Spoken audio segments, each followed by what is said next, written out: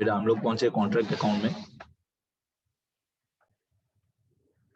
बेटा हम लोग पहुंचे कॉन्ट्रैक्ट अकाउंट में क्वेश्चन 1 में।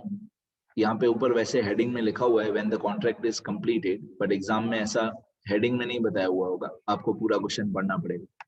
यहाँ पे लिखा हुआ है on 1 January 2012 a contractor undertook a contract number 101 for building a road which was completed on 30 September 2012।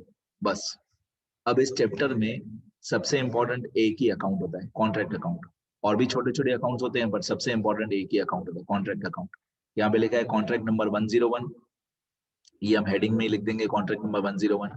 और ये जो डेट्स हैं 1 जनवरी 2012 से स्टार्ट हुआ और 30 सितंबर 2012 पे खत्म हुआ। तो आप काउंट करोगे तो 1 जनवरी 2012 से 30 सितंबर 2012 तक टोटल 9 मंथ्स होते हैं।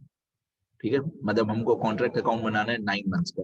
तो ये मैंने हेडिंग में लिख के रखा है कॉन्ट्रैक्ट नंबर 101 अकाउंट, ये कॉन्ट्रैक्ट नंबर 101 अकाउंट, और ये 9 मंथ्स का अकाउंट है, मतलब 1/1/2012 से 30 सितंबर 2012 तक टोटल 9 मंथ्स होते हैं। ऐसा एक कॉन्ट्रैक्ट अकाउंट होता है। देखने में बहुत सिंपल है, जैसे हमेशा कोई भी अकाउंट होता है, debit side, credit side, total, 4 column, particulars amount, 4 column. Rupees का सिंबल लगा देना यहाँ पे अमाउंट के साइड में रुपी का सिंबल लगा देना दोनों साइड, राइट। अब आपको मालूम है कि इस चैप्टर में हम लोग कौन है, कॉन्ट्रैक्टर।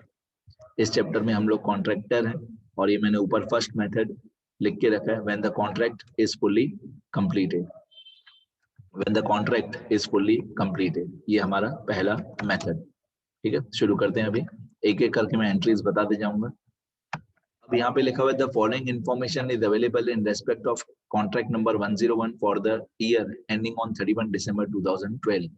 अब यहाँ पे लिखा हुआ है ईयर एंडिंग 31 दिसंबर 2012, वो सही बात है, ईयर एंडिंग 31 दिसंबर 2012 है, लेकिन हमारा कॉन्ट्रैक्ट तो 9 मंथ्स में ही खत्म हो गया था। हमारा अकाउंटिंग ईयर 1 जनवरी से 31 दिसंबर है, वो सही बात है, लेकिन हमारा कॉन्ट्रैक्ट 1 जनवरी से 30 सितंबर तक खत्म हो गया था, तो 9 मंथ्स का ही कॉन्ट्रैक्ट बनेगा। अब ये चैप्टर बहुत इजी होता है, एंट्रीज करना इजी होता है, बहुत इजी। बैलेंसिंग करना बहुत टफ होता है इस चैप्टर में।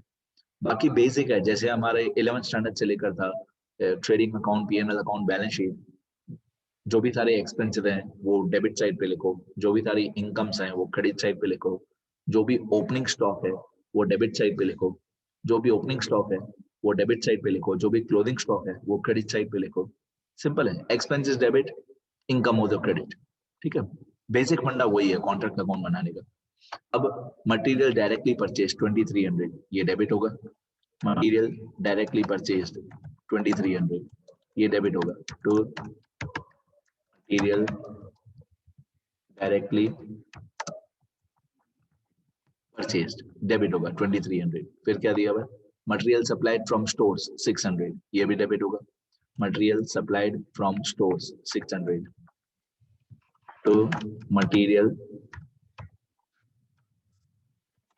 Supplied from stores. क्या होगा, जो कॉन्ट्रैक्टर होगा वो कॉन्ट्रैक्टर 2300 रुपीज का रॉ मटेरियल बाहर से खरीद के आया, वो भी डेबिट होगा। 600 रुपीज का मटेरियल कॉन्ट्रैक्टर ने अपने पर्सनल गोडाउन में से, कॉन्ट्रैक्ट के गोडाउन में 600 रुपीज का मटेरियल दे दिया, तो कॉन्ट्रैक्ट के लिए तो ये एक्सपेंस ही है, कॉन्ट्रैक्ट नंबर 101 के लिए तो एक्सपेंस ही है। बाहर से रॉ मटेरियल खरीदा हो या कॉन्ट्रैक्टर ने खुद के स्टॉक में से दिया हो, कॉन्ट्रैक्ट नंबर 101 के लिए तो एक्सपेंस ही है। आगे और क्या दिया हुआ है, फिर लिखा हुआ है material return to stores 100 rupees. अब रिटर्न हो गया तो क्रेडिट हो जाएगा। जब हमने मटेरियल खरीदा था, ये वाला मटेरियल सप्लाइड फ्रॉम स्टोर्स, तो डेबिट हुआ था, अभी रिटर्न कर दिया। कॉन्ट्रैक्ट नंबर 101 में कोई मटेरियल काम का नहीं होगा तो रिटर्न कर दिया तो क्रेडिट हो जाएगा। By material returned to stores,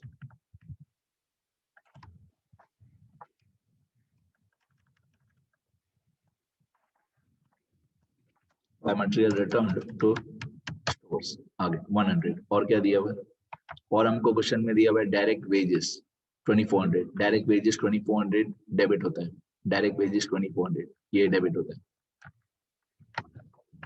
ये भी एक्सपेंस हुआ। तो डायरेक्ट वेजेस 2400 आगे। फिर आपको दिया हुआ है direct expenses relating to contract 200, ये भी डेबिट होगा। Direct expenses relating to contract, ये 200 भी डेबिट होगा।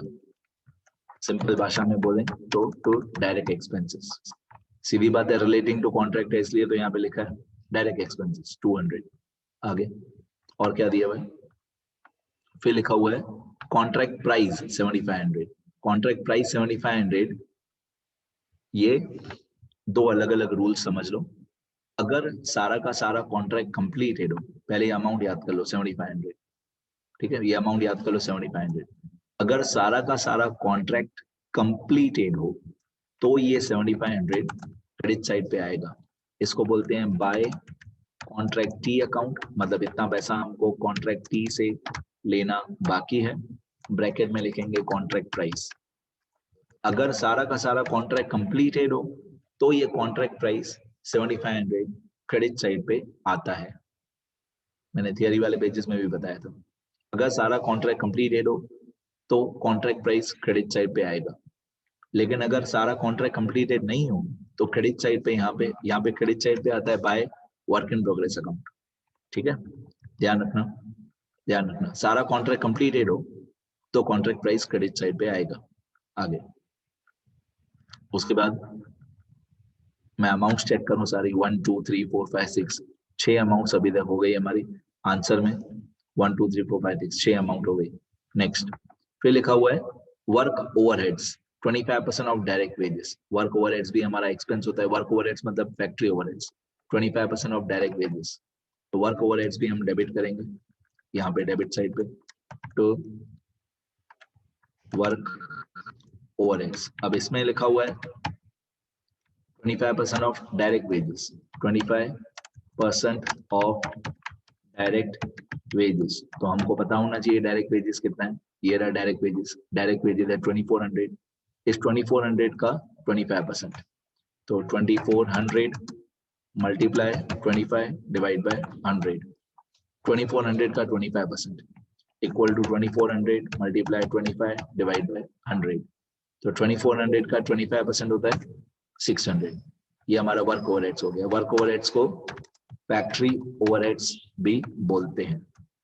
वर्क ओवरहेड्स या फैक्ट्री ओवरहेड्स एक ही बात है। 25% ऑफ डायरेक्ट वेजेस, ठीक है, याद रखना। थोड़ा चेंज बता दूं मैं यहाँ पे, अगर डायरेक्ट वेजेस में कोई आउटस्टैंडिंग वेजेस दिया हुआ हो तो पहले आउट